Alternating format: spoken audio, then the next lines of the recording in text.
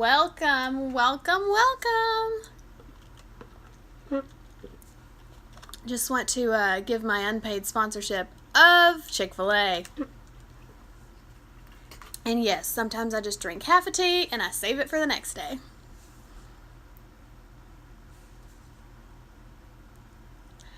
Yay, waiting for some people to get on.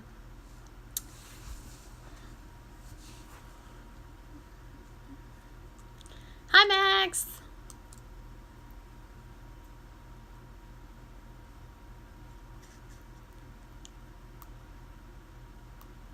Welcome, welcome.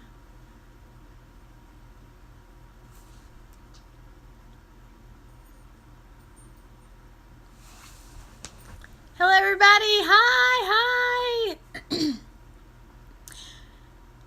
So I want to give a big shout out to Blue Jane Boutique for this super cute shirt. I've been really wanting a TriStar, and it was awesome because when I saw it, I was like, oh my gosh, the TriStar. And she said, I remember you telling me about you wanted a TriStar shirt. So super pumped about the TriStar shirt. I'm glad you like my shirt. This is pink, and so it kind of looks red. Like this looks like the authentic seal. Like this is kind of reddish and bluish, but this is actually pink. And so anyway, yeah, my shirt, I was gonna say my outfit, but Christopher and I got these pants at a Goodwill. My top is provided by Blue Jane Boutique, so go check her out. That's Blue Jane Boutique. I'll snap a picture of myself in this shirt after the live, so if you want to go check it out, you can. And she's got another color too. I'm pretty sure it's dark gray, heather gray, and then I think it's the gray and orange. I think it's kind of the more traditional. So, for those of you who aren't from Tennessee, this is like the center of our state flag. So, this is our TriStar, and this is my first TriStar shirt, and I'm super pumped about it. But anyway, here you go. There's my TriStar. Ah! Thanks, Blue Jane Boutique. I love my shirt. So, y'all, I'm really excited about our topic tonight. This whole series in February has just made me super pumped because we're talking about love, and I love love. There's Christopher. And not only do I love love, but I love relationships. And if you've been following me for any amount of time, you know that that's what Stressless Weddings is all about. We are about relationships, and we started out 6 years ago with coordinating weddings, but it was still about relationships then, and now we are intensely focusing on relationships through premarital counseling and officiating. So we're all about relationships here. So if you didn't hear my big news, it is in the little IGTV thing. I put it in there, my big news, and that's part of it, is that our business is shifting a little. So anyway, okay, without further ado, let's get started. Hey, Caitlin and Courtney, welcome, welcome. Tucker, come here, son. Come here. Tucker is trying to get on the bed currently. Come here, Tucker. Come here. The people want to see you. Well, some of the people. Maybe. Here. Okay, Tucker's gonna... Can you say hi to the people? Yeah. Okay. Still can't talk. Tried to teach him. Look, there's Courtney. I knew Marley was going to say hi. Our babies. Hey, Sabrina. Great to see you, honey. Okay.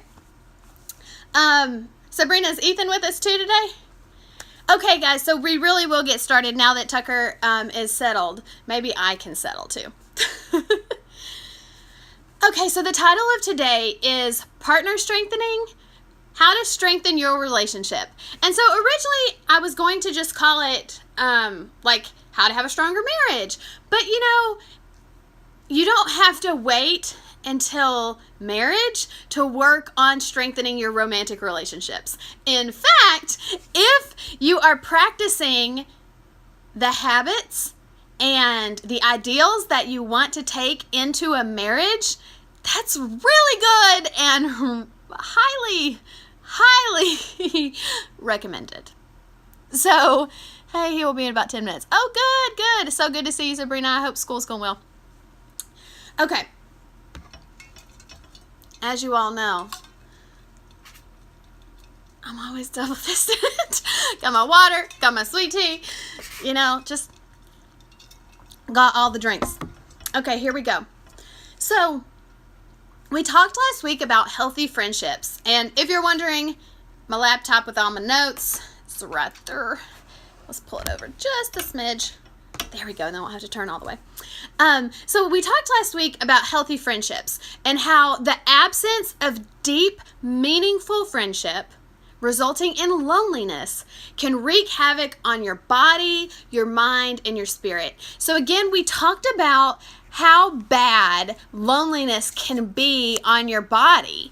And it compared it to like smoking every day. And it compared it to a bunch of disease.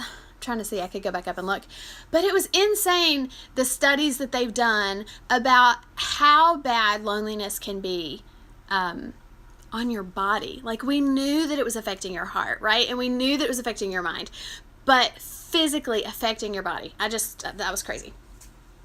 Okay, so the same is true in marriage. Like, you can be married and still be lonely. And then Courtney's a nurse over at Emory, and she said broken heart syndrome is real. Yeah, for real. So, as I said, you can be married and still be lonely, okay?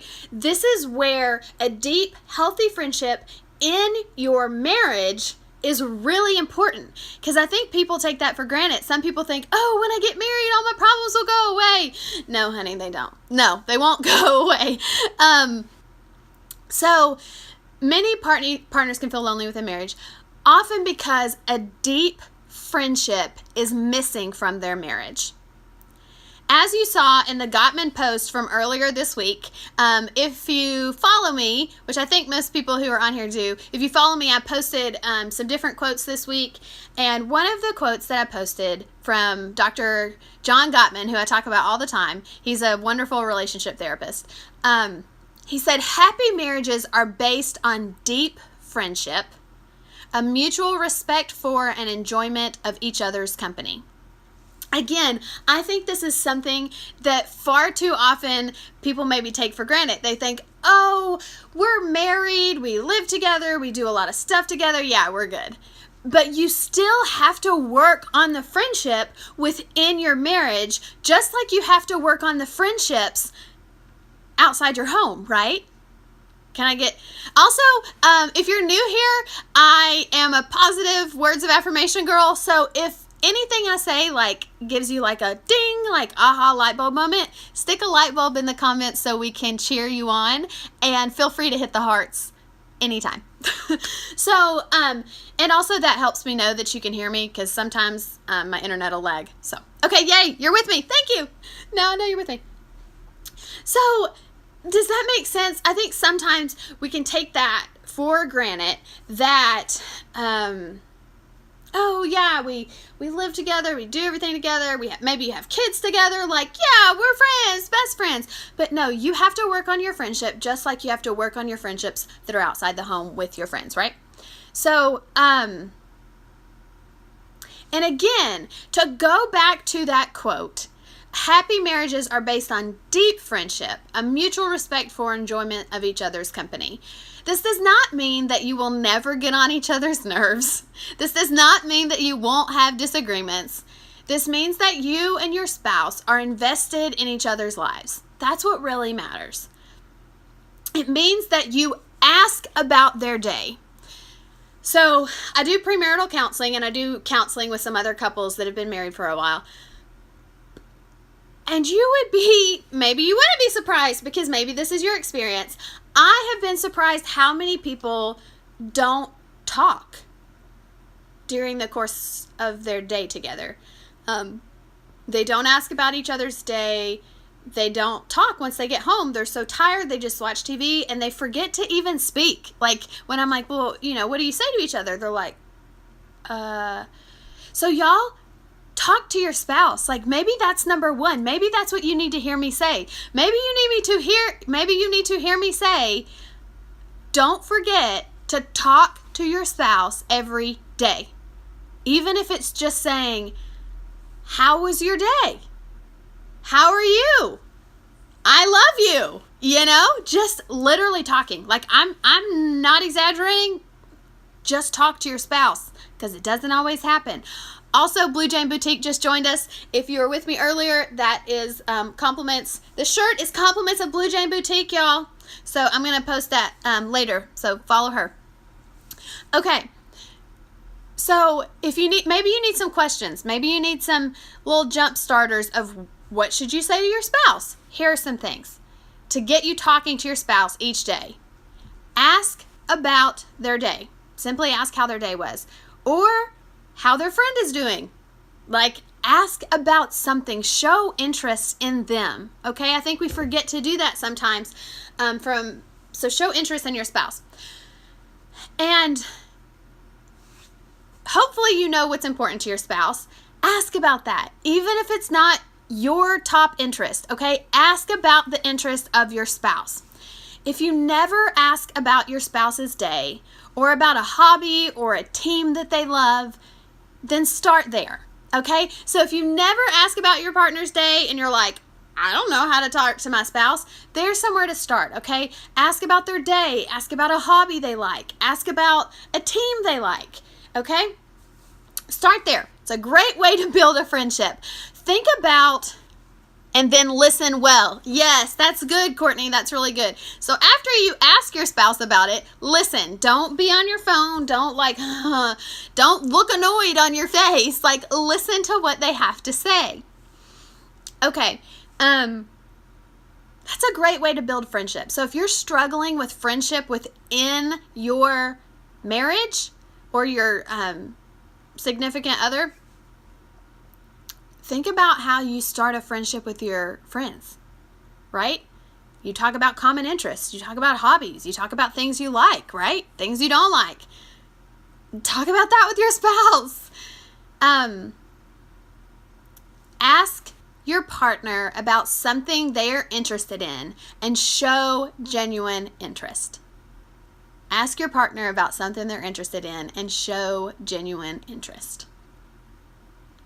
And you and your spouse don't have to have all the same interests and hobbies. In fact, that's what makes your relationship beautiful, the differences. Okay? So, if verbally connecting with your partner is an issue, here are some talking points. So, y'all, we are going to literally we're breaking down everything today. Well, not everything, but we're breaking down stuff today. So if verbally connecting with your partner is an issue, here are some talking points. And y'all, the reason I'm going over this is because this has been something that several of my couples have told me is a struggle for them. So this is for the couple that struggles to have anything to talk about. The couple that has silent dinners and silent car rides. Here are some things that you can talk about with your spouse. And remember, if a deep wound with your spouse exists, or a deep wound from past trauma, if that exists, or you feel deeply hurt or betrayed by your spouse for another reason, then opening up and talking about deep, intimate issues may be hard. So maybe that's why you're struggling talking with your spouse right now. Maybe they hurt you, and talking to them is painful because a deep wound is there, okay? Maybe that's what it is. So start with these not so personal questions. So again, if you are struggling with literally just like verbally connecting with your spouse, then start with these basic things. So now's the time to grab your pen and paper. I meant to say that at the beginning. We're going to have some pen and paper moments today. I don't know. I feel like I should have told you to bring a pen and paper because you can't really take notes on your cell phone or you'll cut me off. Sorry. But if you want to grab a pen and paper, I'll let you grab that real quick. And you can always go back to this because it'll be up for 24 hours. And then actually I'll stick it in YouTube so you can always go back. So if you need starter questions to talk to your spouse, here they are. And don't feel dumb about this. This is real. Even if you don't need starter questions, here are some questions to talk to your spouse about, okay? Here are some things. Some not so personal questions. So also, these are for the people that if there are wounds in your relationship, these questions are safe, okay? What are your 3 favorite movies? Do you know that about your spouse? What are their 3 favorite movies? And this doubles as a date idea because once you find out what their 3 favorite movies are, then you can do that as 3 separate dates. Or maybe you're crazy and you want to do 3 movies in one day. I don't think I've ever watched 3 movies in one day. I know many of you probably have. The first time I ever watched 2 movies in one day was with Christopher, like this year. Yeah, I'm real wild, y'all. But anyway, so what are their 3 favorite movies? Ask them that.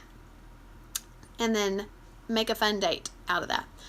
What was the best thing that happened to you this week? This is a great dinner question. And if you have kids, this is a great one too. This is a great way to teach appreciation, thankfulness, gratefulness. Love you, Christopher. So this is a great way to teach gratefulness to your kids. And it's a great practice to practice gratefulness in yourself is to verbalize what was the best thing that happened to you this week. And then what was the most stressful thing? So again, these are questions, you can also do it with your kids, but these are questions to ask your spouse. What was the most stressful thing that happened at work or school this week? And when you ask this question to your spouse, that is hoping that they will open up and be vulnerable. There has to be a level of vulnerability and trust in order for them to tell you what the most stressful thing that happened to them this week is. Does that make sense? Because remember, and a lot of you said communicating with your spouse is hard, or getting them to emote, like getting them to show emotion is hard. And so if your spouse struggles with emotion, then what was the most stressful thing at work? You might not get the most emotional answer. But asking this question can be helpful to get them to talk about their feelings.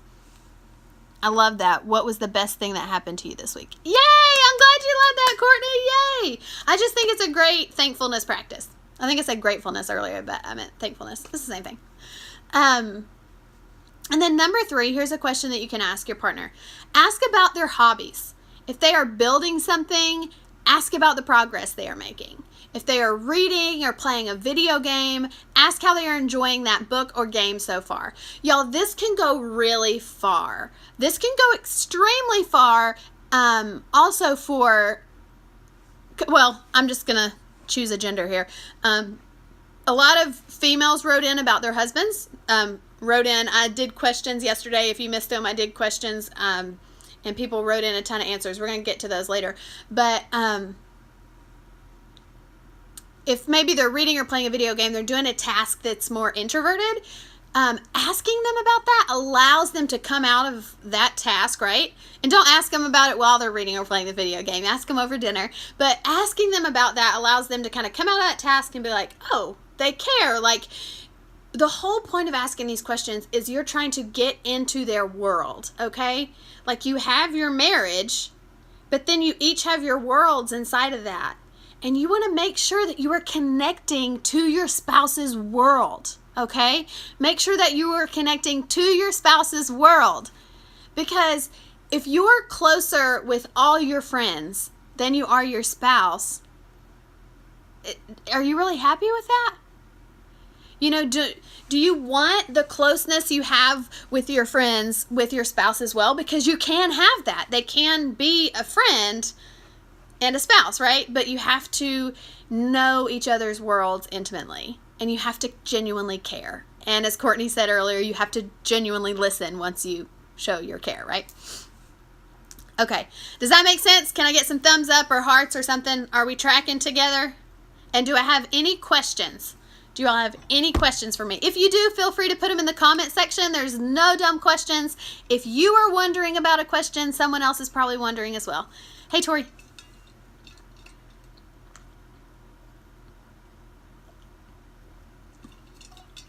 Hey, Brandy, welcome. So again, feel free to drop, thank you for the hearts, feel free to drop any comments in there. So again, the point of those questions that we just did is to connect with your spouse on a friend level. Deepening the roots of your friendship is crucial in strengthening your marriage. I'm going to say that again. Deepening the roots of your friendship with your spouse is crucial in strengthening your marriage. Okay? There's a quote. Christopher, we've been talking about quotes. There's one. Deepening the roots of your friendship is crucial in strengthening your marriage. I think that's what I said. Yeah, if you ever, I have some of you all, you'll like make little quote boxes and then post them on Instagram, and that, like, oh my gosh, I feel like so famous, and I love that. So feel free, just always put @Stressless Weddings at the end. Feel free, if anything that I say encourages your soul or whatever, feel free to share it, because my main goal is I want people who don't get to watch these, I want them to be encouraged as well, and hopefully them to work on their relationships as well. Because think about it, like if we all worked on our relationships, and if we were all happy and content in our marriages and in our partnerships, how much better would the world be? So this is just me over here believing that I can change the world one partnership at a time, because I believe that. I'm just wild enough to believe that. Okay, so there are so many things. You guys, I love the hearts. Thank you. I love the hearts. Thank you. So there are so many things that can pull us away from connecting with our spouse, right? And you all wrote in, again, amazing things that showed, yes, there are so many things that can pull us away from connecting with our spouse. So years of marriage. Yes. The more years you're together, the less some will try. Okay, so sometimes the length of your marriage can pull you apart, which sounds paradoxical, but it's not. So sometimes the longer you're together, the less you'll try, and the relationship can become too familiar, or you could fall into a slump. Hey, Lisa. Or maybe something that's pulling you away from your spouse is heartache or betrayal. And that can be heartache or betrayal from them or from others, because if you're struggling with heartache or betrayal from someone else, that can also affect all your other relationships, okay? I'm going to say that again. If you're struggling with heartache or betrayal from someone else, that affects all your relationships, okay? So remember that the heartache that you're feeling from a family member can affect your marriage. So don't let fear win. Maybe something that's pulling you apart is children or kids, making life busy, making it hard to connect with your spouse. Distance, deployment, traveling, complacency. Or maybe what's hard for you to connect to your spouse is not knowing where to start. Maybe you're like, our relationship, and again, when I say spouse, I also mean partner, okay? So maybe you don't know where to start, and you're like, something needs to give in our relationship, but I don't know how to connect in a deeper level. Like, I don't know how to connect in a deeper way. Maybe that's the issue. Or maybe, you know what? Maybe you didn't have a good example. Maybe all the relationships that you saw growing up were toxic, and you don't have a good model of what a healthy relationship is. So not seeing a healthy marriage or partnership model makes it really hard for you to have your own healthy model. Okay, so I'm going to say that again. Not ever seeing a healthy marriage or partnership model makes it extremely difficult to have a healthy marriage. Okay, you have to work hard. You have to study about what makes relationships work. You have to watch YouTube videos. You have to watch Instagram lives. You have to learn. Okay, even though relationships are like what I studied in undergrad and grad school, like I still have to learn, right? I'm still learning to be a better spouse. So this list can go on. So I wanted to ask you all this question. So I'm going to go ahead and ask you, and I'm going to keep talking, so I'll come back to here, okay? But what things are pulling you away from connecting with your spouse? So we just talked about all those things. Well, what things are pulling you all away from connecting with your spouse? And this is a question that I ask in those questions yesterday, okay? And we're going to talk about some of those answers. But if you want to put in the comments what things pull you away from connecting with your spouse, feel free to put those in there. So I had planned to totally go in a different way with this Instagram Live. Like I had it kind of planned, and I was going to kind of do it like a 1, 2, 3, like a how-to, like here's some tips, like easy tips. I was going to kind of do it that way. But your all's answers to the questions that I posted yesterday changed my mind radically, okay? Your all's answers hit my heartstrings, and I was like, okay, we're changing the trajectory of this Instagram Live. I feel like I need to say out loud that you are not alone. Okay, I just want to say you are not alone. Things keep us from connecting with our partners. Okay, different things keep us from connecting with our partners. So you are not alone in your struggle. And that is what this Instagram Live is all about. That's what all my Instagram Lives are about. That's what this account is about, is to show you that you are not alone. Relationships take work. Okay, y'all? And they are worth it. Relationships take work, and they are worth it. And we're going to work on them together. That's why I talk about all different kinds of relationships, because they all take work. So on almost every single question. On every single question I ask you all, I saw duplicate or triple answers of the same thing. Okay, so you all are desiring the same things out of relationships. You all are struggling with the same things, okay? We are human. We share desires. We share struggles. So I hope that this platform can be something where you can feel comfortable to share, but I hope that you also know that you're not alone. I hope that gives you some peace. So because you're not alone, and because we all struggle with the same struggles, I want to encourage you and remind you that that's why talking about your marriage to a trusted friend is so important, okay? Talking to your marriage or your talking about your partnership or your dating relationship, talking about it with a trusted friend, that's the key. With a trusted friend is so important. Because so many people fall into the trap of not talking about their marital issues for one reason or another, okay? So many people fall into the trap of not talking about their relationship issues for one reason or another. And far too often, because people are not being honest about the struggles they feel, hey Jesse, because they're not being honest about the struggles that they feel, we see separation, divorce, and abuse as a result, okay? Because people are not talking about their marital struggles, we see separation, divorce, and abuse. Oh my gosh, yes, of course.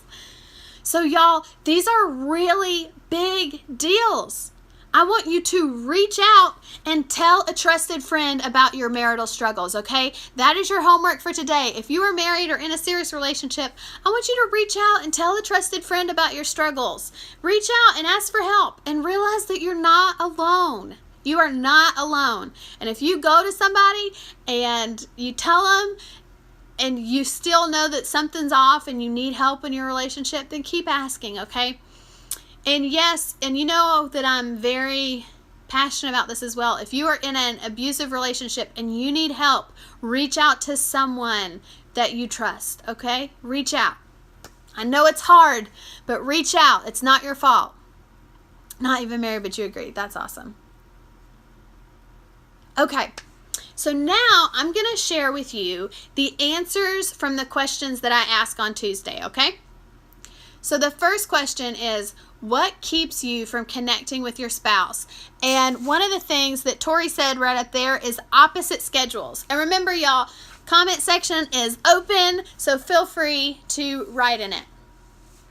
So the question was asked, what keeps you from connecting with your spouse? If any of these resonate with you, I want you to give me a thumbs up or a heart, or give me some emoji in the comment section, okay? Whatever emoji you want to give it to me in the comment section if you agree with these. Okay, first one. What keeps you from connecting with your spouse?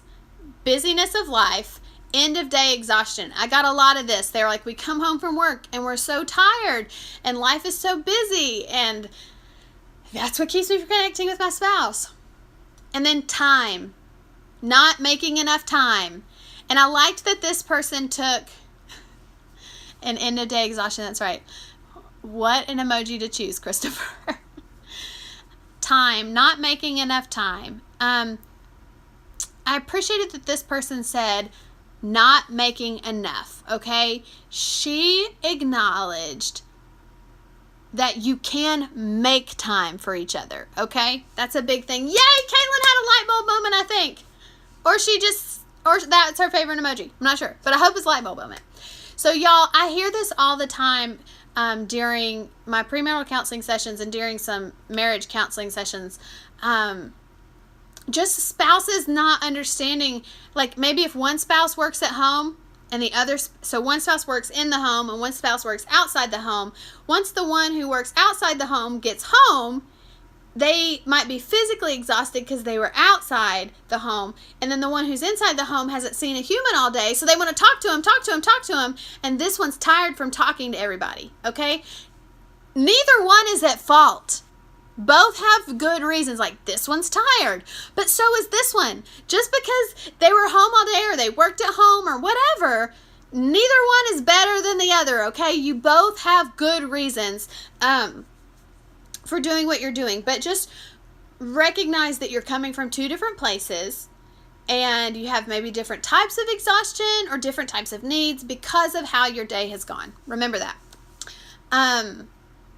Time does keep you from connecting with your spouse, but remember, I know there's so many little apps, or I think the iPhone does it now. You can like see how many hours you were like scrolling on the Instagrams or the Facebook, right? Any type of social media, you can like see how long. Y'all, I get that sometimes you just want to veg when you've had a hard day. I get that. But if you are constantly complaining about not having time with your spouse and you are always on social media or some type of technology, then I want you to reevaluate your time, reevaluate how you're spending your time, because could you not take chunks of time there and use it to connect with your spouse and to deepen your relationship? Therefore, you both would be much happier in your situation. Just going to let that sink in for a minute. That was some intense words I just said. Thank you for the hearts.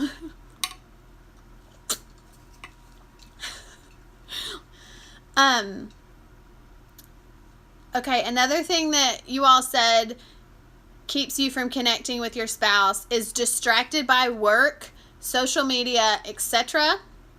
You said crazy schedules. You said distance. You said technology. You also said cell phone. You said kids, and you said family. Okay, so y'all, again, like work, that's one that's hard. If that's keeping you from connecting with your spouse, like, I can't really tell you to quit your job. Or maybe you need to quit your job and get another job. I don't know. Just throwing it out there. But if it's social media and technology and cell phones, y'all, choose your spouse over that technology, remember? And if your spouse is a quality time person, you being on that cell phone or choosing technology over them is really going to crush them. So that is another reason why knowing our partner's love languages is so crucial. Okay? Here's this one. What's the biggest hurdle you face in your marriage? So what's the biggest hurdle you face in your marriage or your partnership? Someone said listening intentionally. That was a really good and honest answer. Listening intentionally. It's easier to look at your phone than to listen. Y'all, thank you for being honest.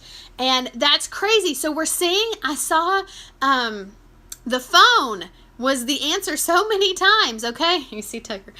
So listening intentionally is easier to look at your phone than listen. Okay, another biggest hurdle that people are facing in marriage, they said communication. And this was a girl. She said, saying what I mean in a way that he hears it. So again, that's communicating. And realizing that a lot of us communicate in different ways. So knowing, learning different communication styles could be helpful to you. Maybe Googling communication styles, that could be important. That's something, communication is something that I discuss with my premarital counseling couples, because communication is so key to any relationship, right? Friendship, family relationships, marriages, that choosing to have a healthy, strong communication from the beginning can absolutely change your relationship, and for the better. Again, here we hear communication again. Biggest hurdle you face in your marriage. I'm so sorry. Consistent communication. So I saw communication several times, and this is I already said that. But consistent communication. Another hurdle people face in marriage is when to have children. And one that I'm going to add is infertility. That's one that I have worked with a lot of couples lately that are struggling with infertility. That is just hard for so many reasons, and that affects so many other things in your life, right? So that was when to have children. Another big hurdle in marriage, this is a good one, learning when to be selfless and when to be selfish. So just make sure you could hear me. She said learning when to be selfless and when to be selfish. So essentially, I think what that one means is you don't want in a relationship for one partner to constantly be giving, right? Because if one partner is constantly giving and the other partner is constantly receiving, then eventually there's going to be some resentment, and there's also going to be some exhaustion.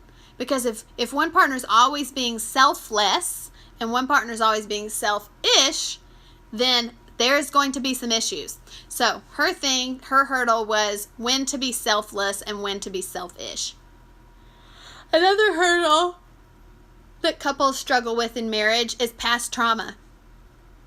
Yes. Past trauma, y'all. When you've had trauma, it affects your life. That's where therapy is really good. There's different types of therapy. I wish I could go into all of them right now, but therapy. If you are struggling with past trauma, it will affect your relationships if it goes untreated. But you are stronger than your trauma. Hey, Kenzie. You are stronger than your trauma, and you can make it through.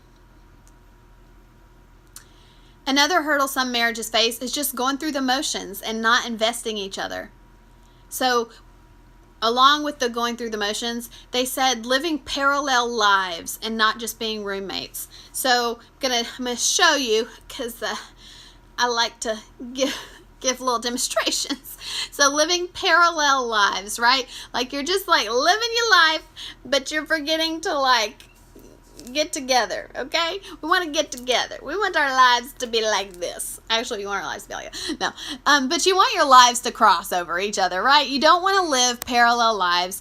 And a huge one that I really think was said really well is you don't want to just be roommates, because I've heard this from a lot of married couples as well, is they're like, well, we just felt like roommates. And again, if once you start living parallel lives and you just feel like roommates, there's a lot of deep unsatisfaction that can come with that. and then eventually separation can come. So you want to work on that one. And that's another thing that you can work on. But you do have to be intentional about working on it. Okay? We have to be intentional. Another hurdle that they said they had in marriage was both of us being stubborn. I think that's funny, and because I think that's true in almost all relationships. Both of us being stubborn can definitely be a thing. Finances was mentioned a few times. And this one is good too. And this is a newly married couple. They said being an individual in a joined relationship. So remembering, to still be yourself even when you're married. Because even when you're married, you still get to be yourself, okay? You don't have to, yes, things will change, but you still are your own person, okay? And if you feel like you're losing that, then that's where a good conversation with your spouse would come in. Another thing I heard is, biggest hurdle you face in marriage? In-laws. Oh, in-laws. You either love them or you hate them. I'm kind of kidding, y'all, but ooh, in-laws. And just to throw that out there, Christopher's parents are wonderful. They have been so welcoming, and they are actually genuinely good people. Oh, thank you, Lord, for genuinely good people. But in-laws can be a big struggle. And part of the reason in-laws are a big struggle, maybe they're not inherently evil people, or maybe they are, but a big reason the in-laws can be a big struggle is simply just because it's a different family system than you grew up in. So it can be hard to understand that structure or that family system, okay? So that could just be it. Like, maybe the reason you struggle with your in-laws is because you're struggling understanding their family system. Does everybody know what family system means? Is that like a commonly used word? Can somebody give me a thumbs up? Because I don't know if we've talked about this at all, but I joke with Christopher because when we each get into our individualized fields, that we have like buzzwords or like words that you use, right? So when I was in seminary, to talk about like eisegeting the text or make sure that it's like an exegetical reading of the text, right? I know exactly what that means. I don't think a normal person would know what that means. And then when Christopher was in his rocket science classes, he was talking about rocket propulsion and all these formulas. And if he said that stuff to me, I wouldn't have known what that stuff means. And Sabrina's in nursing school, and I'm sure she's got little phrases she says to her little nursing friends. I wouldn't know what that means. So, like, we each, like, know our wording in our field, but sometimes I'm like, is that, like, a normal people word, or is that, like, a seminary word, or is that, like, a counseling word? Do you guys know what I mean? Give me some hearts if you know what I mean. I'm like, is that a normal people word? And then the last big hurdle that you all wrote in was learning each other's habits. And so that actually fit in perfect with my little in-law spiel. Thank you for the hearts. Yes. Okay, thank you. Yeah, if Kenzie started talking about her, like, computer graphic design stuff, I would have no clue what she was talking about. Okay, so let's switch gears now, and we're going to go back to the beginning of those questions. And here's an important thing. I think going back to the beginning, in every sense of the word, I'm using my hands today, y'all. I don't know. I'm liking this gesture. I don't know what this is. I'm a genie in a bottle. Tucker, he's leaving me. He grew too big for his mommy. Okay, so it's fine. Just over here having a meltdown. Okay, so we're going to switch gears. Going back to the beginning question, like I said. And here's something important. Remembering why you fell in love with your spouse in the first place can go a long way and help you rekindle the romance, okay? So for some people, if you're struggling with like rekindling the romance, maybe you need to go back and remember why you fell in love with your spouse in the beginning. And if you're like a year into marriage and you're like, I already need that, that's okay. Like, something we all struggle, as I said before, okay? We all struggle. And maybe certain elements of your marriage are just harder than you expected. And that's okay. Like I said, if you're in your first year of marriage and you need to go back and remember why you fell in love in the first place, it's okay. So, I put pro tip, and I put it and highlighted it. But really, pro tip. Remember to verbalize your affection for your partner. Even if they're not a words of affirmation person, remember to verbalize your affection for your partner. I want you to tell them tonight one thing you appreciate about your partner's personality. So tonight, tell your partner one thing you appreciate about their personality.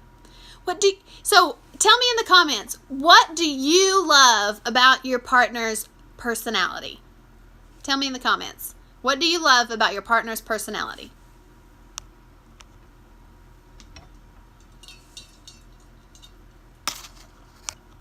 I always hear the Jeopardy music in my head when I ask you questions.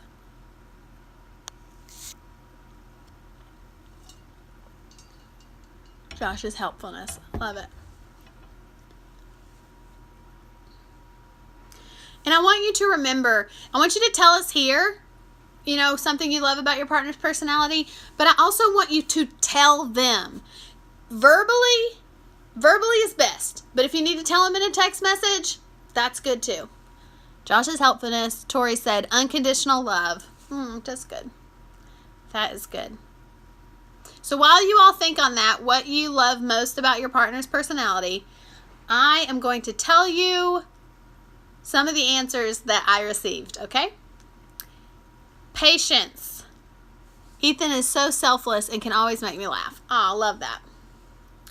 Patience, honesty, that they are a good Christian / religious beliefs, being able to love them when you don't always like them, communication. And so again, guys, these are answers that you all wrote in that is the most important characteristic of a partner. So you were writing like, when you chose a partner, what is the most important characteristic, right? And that's why going back to think about why you chose your partner, like they had to have good characteristics. That's why you chose them. Communication, loving, moral values and personality, open-mindedness, grace-giving, vulnerability. I love that what you said, vulnerability. That's like my jam. Trustworthy. And then we see honesty again. I see honesty in here over and over. Like that is a personality trait that you love about your partner or that you must have in a partner. Kindness, trust, loyalty, integrity, faithful, truthful, supportive. And then something that one of you said is the most important characteristic is humor and being together all the time. So there we go, right? So we're all looking for different things, but they're important. So I encourage you to think back to Tucker wants me to pick him up again, and that's what I'm looking at. So here's the next question that I ask. What do you wish your spouse or partner was better at? What's crazy is I am hearing the same answers over and over again. Not just like one answer multiple times from different people, but we're hearing the same types of answers in literally every question, okay? So I want y'all to listen to the things we're hearing over and over. It's just cool. So, what do you wish your partner or spouse was better at? Chores and mundane tasks. And this person said, not having to feel like his mom. They said, communicating important things that he's thinking about. Next thing, showing affection. Okay, what do you wish your partner or spouse was better at? Showing affection. We also see showing emotion, and we also see expressing emotion. So what I want you all to remember is that you are not alone. These feelings are normal, and these feelings are had by many women. And that's not, and some men answered as well, but that's not to say that I want you to like sit around and like gossip about your husband and be like, oh my gosh, he's so annoying. But I want you to realize that you're not alone in the fact that no relationship is perfect. No marriage is perfect. Like, you have to communicate constantly to keep the relationship at the level that you want. And communication doesn't have to be difficult. So I hear chores. Okay, so we got communicating. So again, what do you wish your partner was better at? Chores. Again, so I hear this again, okay? And so I wanted to say this to you because I'm seeing this as a pattern. If you are struggling with if you're struggling with this, if one of the things that you wish your partner was better at is chores, then I encourage you to make sure that you are having a conversation with your partner about what each of you is expected to do when it comes to chores, okay? So don't have the conversation when you're like, when the trash needs to be taken out and there's dishes everywhere and it's a mess, not like in the heat of the moment of your house being a wreck, right? Maybe have the conversation like over dinner or when you're in the car or something. Be like, if you haven't had this conversation, it's really important. This is one I have with my couples as well, is what is your expectations when it comes to chores? Because we see in some, especially in heterosexual relationships, we see often that sometimes men can expect women to do specific chores. Or maybe men saw their moms do specific chores at certain times. Or maybe women saw their dads do specific chores. And they have those expectations, okay? So if you have never had this conversation with your partner, then now's a good time to have it. This is one of those things that you can't just like, well, I thought he knew. You need to actually verbalize this, okay? Verbalize this with your partner. So, going on. What do you wish your spouse or partner was better at? Patience. Showing emotion, expressing emotion. Active listening. We see communication again. And controlling strong emotions and not being controlled by them. That's what we see. Okay, next question. What's the hardest part of being in a serious romantic relationship? What's the hardest part of being in a serious romantic relationship? Here are your answers. Not being discouraged when life is stressful and romance is temporarily dwindling due to outside factors. Okay, that was one of your answers. Again, if you're just tuning in, I'm going through answers that you all wrote in yesterday to yesterday's questions. Okay, the hardest part of being in a serious romantic relationship. Actively communicating rather than just assuming. It takes so much work, but so worth it. And that is so perfect. So that goes back to the chores thing we just talked about. You need to be actively communicating than just assuming. Because if you're assuming that your relationship's going to go like your parents' relationship did, or you're assuming because your partner's a specific gender that they're going to do specific chores, that's a heck of a lot of assumptions, okay? So we need to be actively communicating with our partner and making sure that we're both on the same page. Not just with chores, but with everything. And another thing that you all said is the hardest part of being in a serious relationship is being willing to work on yourself instead of always blaming your partner. I think this is wonderful. And this shows great insight, okay? This person said, being willing to work on yourself instead of always blaming your partner. Y'all, that's good stuff. That takes emotional maturity and lots of other things.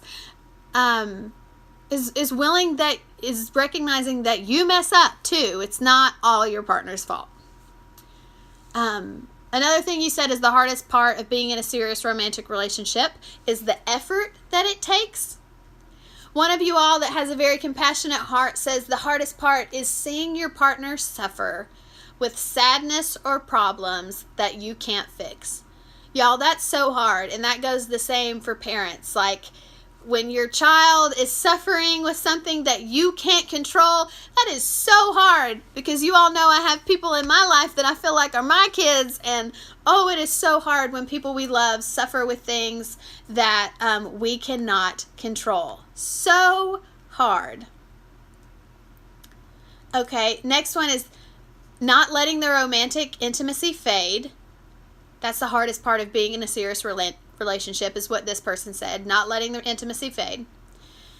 And then another person said when they cheat on you emotionally or physically. Yes. And this leads to feelings of betrayal. So I want to talk about betrayal for just a minute. And this is something that I actually talk about a lot more in my premarital counseling, because I realize how important it is, what a big deal it is, and how people just really don't understand it. Like they have maybe a one-sided view of betrayal maybe. So,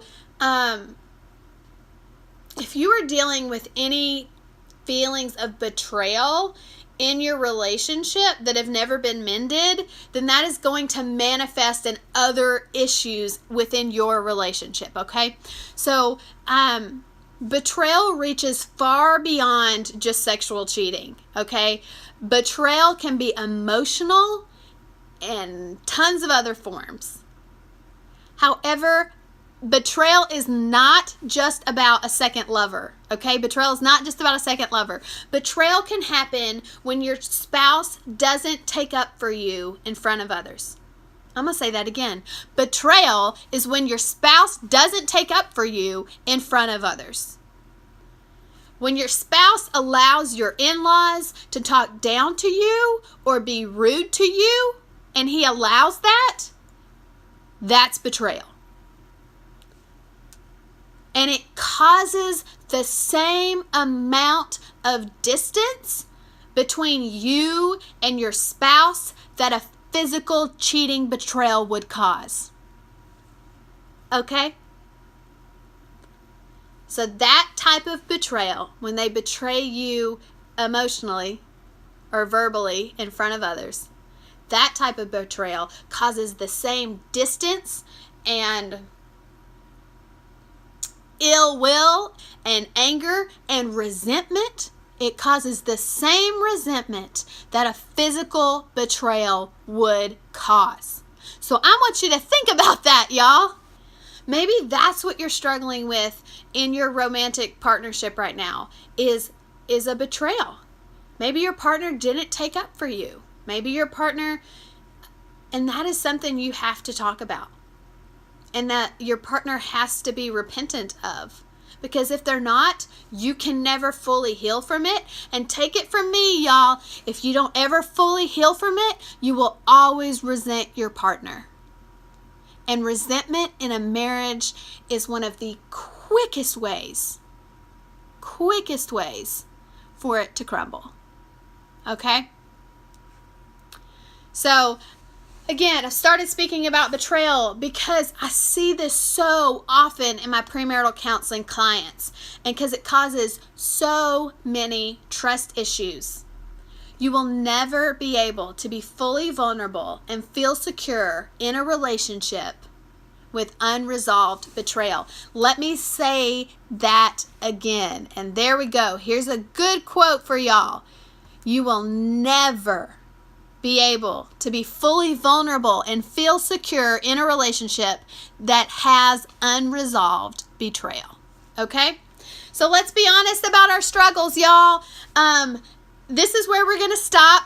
I have a good chunk left that we didn't get through. My time clock is telling me I have 1 minute and 17 seconds left. So I have to go.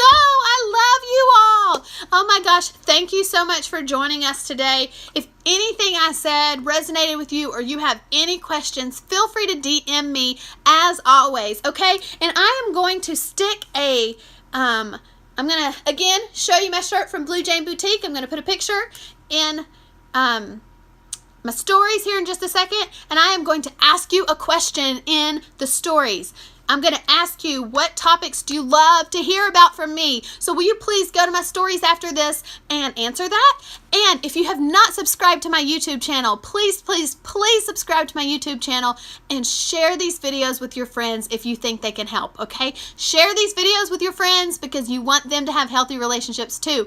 Remember, Be kind to yourself, because if you're not kind to yourself, then you can't be kind to others, and the world needs a whole lot of kindness. Love y'all. Bye. I can't stop it.